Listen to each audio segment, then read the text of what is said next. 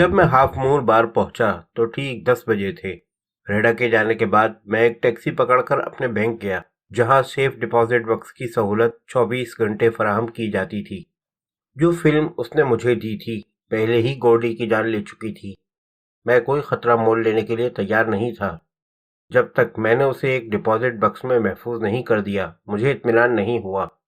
میں نے سوچا تھا کہ کل کسی وقت میں ایک پروجیکٹر کرائے پر حاصل کر کے اس فلم کو دیکھوں گا۔ برینر ایک بالائی کمرے میں بیٹھا بیئر پی رہا تھا۔ میں اندر داخل ہوا تو اس نے بیزار نگاہوں سے میری طرف دیکھا۔ مجھے الگ صبح ڈیوٹی پر جانا ہے اور کچھ نیند بھی لینا چاہتا ہوں۔ کوئی خاص بات ہو تو جلدی سے بتا دو، اس نے کہا۔ میں اس کے سامنے بیٹھ گیا۔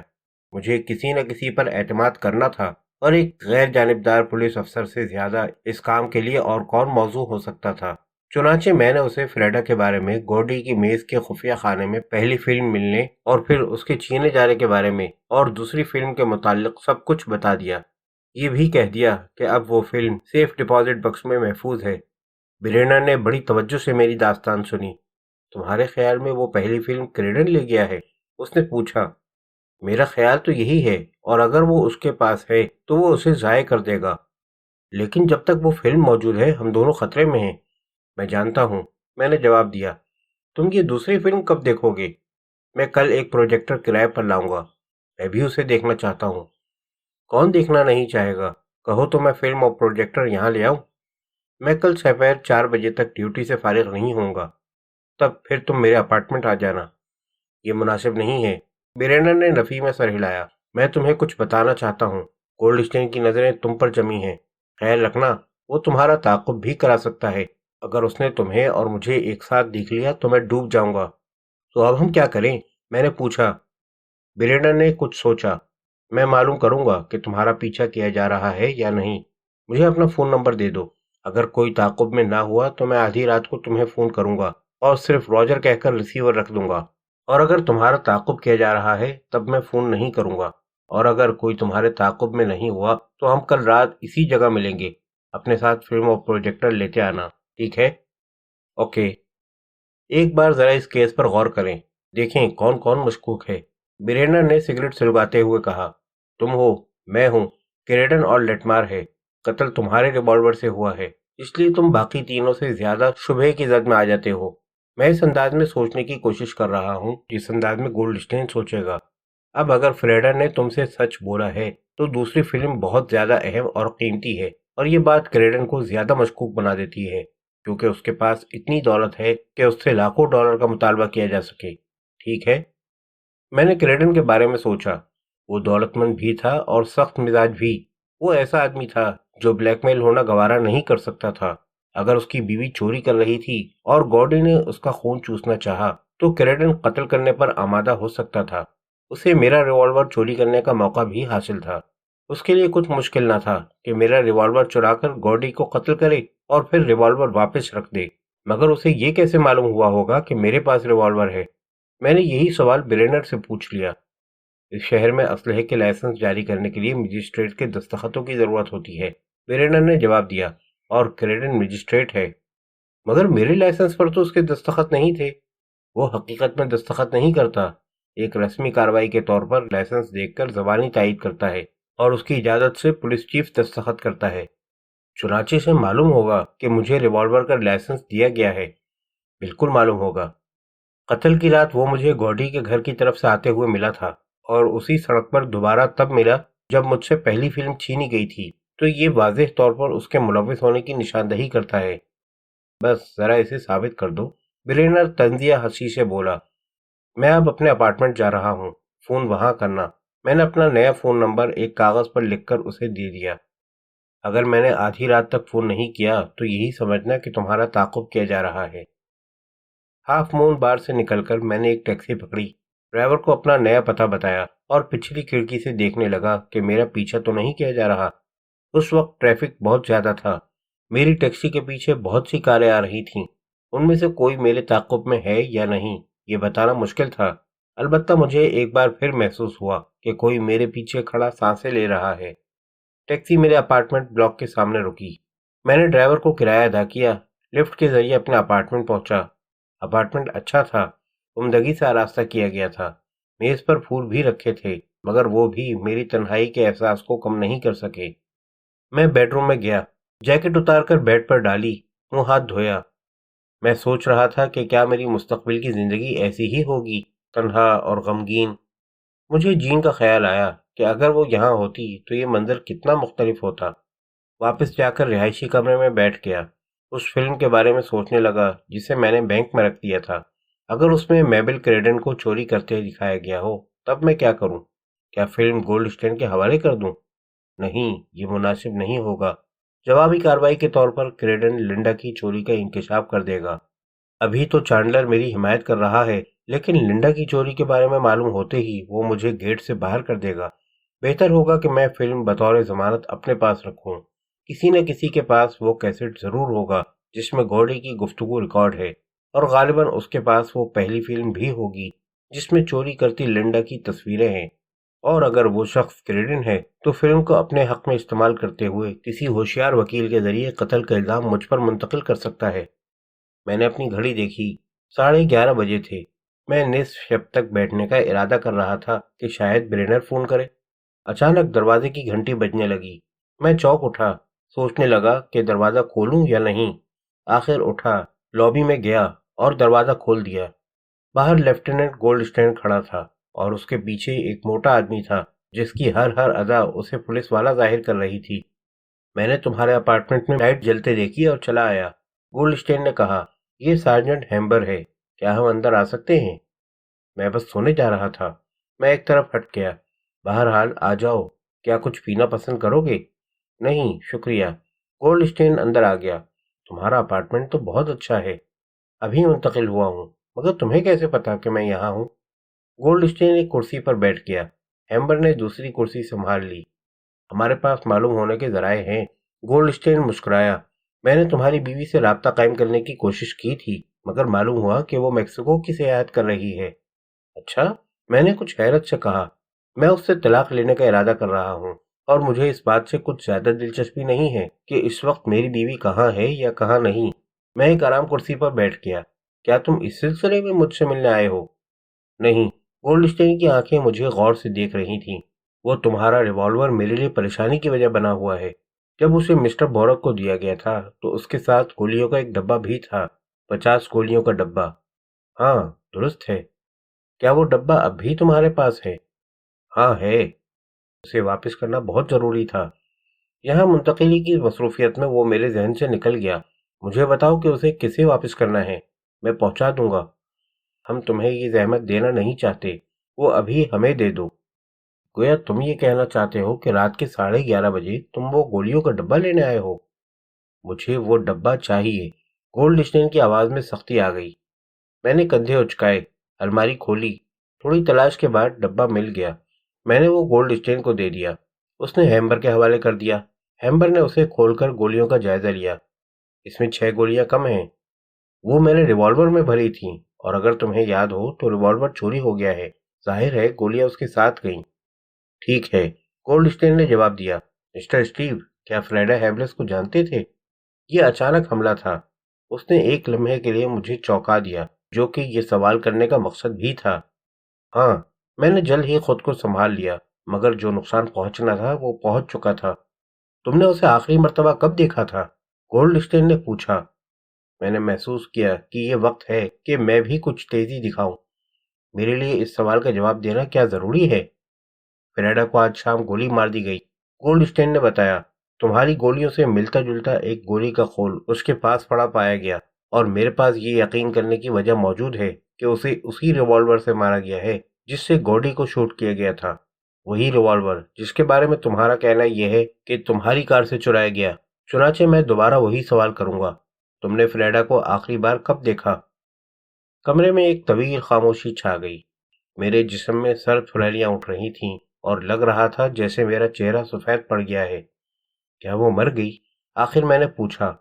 ہاں، مر گئی۔ سخت صحافتی فضا کے مقابلے میں یوں ہی نہیں رہ رہا تھا۔ آخر میں نے خود کو سنبھال لیا۔ میں نے اسے ابھی 2 گھنٹے قبل ہی دیکھا تھا۔ تم مجھ سے ملے تھے، اور صرف 2 گھنٹے قبل؟ ہاں۔ میرا ذہن تیزی سے سوچنے میں مصروف تھا۔ جب سے گوڈی کا قتل ہوا تھا تمہاری طرح میں بھی غور کر رہا تھا کہ آخر کسی کو اسے ہلاک کرنے کی کیا ضرورت تھی۔ میں ایک کامیاب میگزین کا ایڈیٹر ہوں۔ گورڈی کا قتل ایک اہم خبر تھی، چنانچہ میں نے فیصلہ کیا کہ بلیک میلنگ کے زاویے سے جس کا اشارہ تم نے کیا تھا، معاملے کی تحقیقات کروں۔ واحد متوقع ذریعہ یہ عورت فریڈا تھی۔ میں نے سوچا کہ وہ مجھے اس سے کچھ زیادہ بتا دے جتنا اس نے تمہیں بتایا تھا، اس لیے میں نے اسے فون کیا۔ وہ بہت خوفزدہ تھی اور شہر چھوڑ کر جانا چاہتی تھی، مگر اسے جانے کے لیے رقم کی ضرورت تھی۔ اس نے کہا کہ اس کے پاس کچھ معلومات ہیں جو وہ $1500 کے عوض مجھے بتا دے گی۔ مجھے یہ بات دلچسپ معلوم ہوئی۔ میں نے رقم کا انتظام کیا اور اس سے ایلیکس بار میں ملا۔ ہم نے باتیں کیں۔ وہ نشے میں تھی اور خوف زدہ بھی۔ اس نے کہا کہ کوئی اسے بھی گورڈی کی طرح قتل کر سکتا ہے۔ اس نے مجھے بتایا کہ ایسٹ لیک کی کئی خواتین اسٹور میں چوری کرتی تھیں۔ گورڈی کے پاس ایک فلم تھی جس میں انہیں چوری کرتے دکھایا گیا تھا۔ گورڈی انہیں بلیک میل کر رہا تھا۔ وہ جاننا چاہتی تھی کہ اگر وہ مجھے بتا دے کہ فلم کہاں ہے تو کیا میں اسے رقم دے دوں گا۔ مجھے لوگوں سے معلومات حاصل کرنے کا وسیع تجربہ ہے اور مجھے یقین تھا کہ وہ سچ بول رہی ہے، چنانچہ میں نے اسے رقم دے دی اور اس نے مجھے بتا دیا کہ فلم گورڈی کی میز کی ایک خفیہ خانے میں پوشیدہ ہے۔ میز کے آخری دراز کے نیچے ایک لٹو ہے جسے دبانے سے خفیہ خانہ ظاہر ہو جاتا ہے۔ ہم 9:15 ملے تھے۔ 20 منٹ بعد وہ مجھ سے رقم لے کر چلی گئی۔ میں تمہیں کل فون کرنے کا ارادہ کر رہا تھا کہ تم جا کر وہ خفیہ خانہ دیکھو تو تمہیں فلم مل جائے گی۔ میں نے دیکھا کہ ہیمبر اپنی نوٹ بک میں لکھنے میں مصروف ہے۔ گولڈ اسٹین کسی سوچ میں گم اپنی ناک سہلا رہا تھا۔ جب وہ 9:40 پر تم سے رخصت ہوئی تب تم نے کیا کیا؟ اس نے پوچھا۔ محتاط رہنا، میں نے خود سے کہا۔ ریڈر کو اس معاملے سے الگ رکھنا ہے۔ میں ہاف مون بار میں گیا اور 10 بجے کے کچھ ہی بعد وہاں پہنچا تھا۔ وہاں کیوں گئے تھے؟ معلومات کی تلاش میں۔ فریڈر نے ذکر کیا تھا کہ وہ اس بار میں جاتی رہتی ہے۔ میں پس منظر کے حالات جاننا چاہتا تھا۔ میں نے بارمین سے بات کی، مگر یا تو فریڈر نے جھوٹ بولا تھا یا بارمین کچھ بتانا نہیں چاہتا تھا۔ میں اس سے کچھ معلوم نہیں کر سکا، اس لیے یہاں واپس آ گیا۔ جب میں آیا تھا تب تمہیں مجھے یہ بات بتانے کا خیال کیوں نہیں آیا؟ تم نے مجھے بتانے کا موقع ہی نہیں دیا، آتے ہی اپنے سوالات شروع کر دیے۔ تم نے اسے اس معلومات کے عوض $1500 دیے تھے؟ نقد؟ ہاں، اور اس نے انہیں اپنے بیگ میں رکھ لیا تھا۔ اس کے پاس پین ایم کا سفری بیگ بھی تھا۔ جب اس کی لاش ملی تو وہاں کوئی بیگ نہیں تھا۔ اگر تمہیں وہ فلم مل جائے تو تمہاری پرابلم حل ہو جائے گی، میں نے کہا۔ ہاں شاید۔ گولڈ اسٹین کھڑا ہو گیا۔ وہ دروازے کی طرف بڑھا۔ ہیمبر بھی اٹھ کر اس کے پیچھے چلا۔ اس نے گولیوں کا ڈبہ اٹھا لیا تھا۔ گولڈ اسٹین نے گھوم کر مجھے دیکھا۔ اگر تم صفائی سے کام لو تو مجھے تحقیقات میں بہت مدد ملے گی۔